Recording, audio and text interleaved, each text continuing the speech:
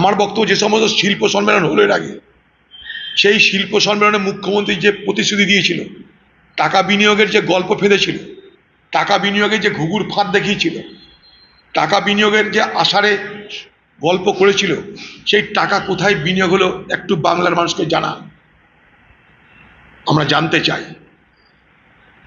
আর কত মিথ্যা বলবেন বাংলার মানুষকে, আর কত ধাপ্পা দেবেন, আর কত বাংলার মানুষের সঙ্গে শিল্পের নামে জালিয়াতি করবেন বাংলার মুখ্যমন্ত্রী?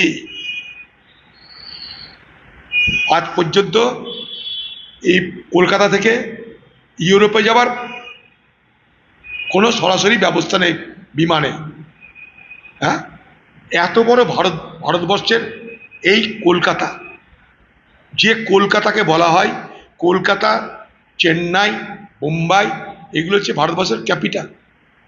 হ্যাঁ, সেই কলকাতাতে পূর্ব ভারতের, উত্তর পূর্ব ভারতের, পূর্ব সাউথ ইস্ট এশিয়ার যে সব থেকে গুরুত্বপূর্ণ জায়গা কলকাতা, সেখান থেকে ইউরোপে যাওয়ার সরাসরি কোনো বিমান নাই। এতদিন পর আপনার মনে পড়ল?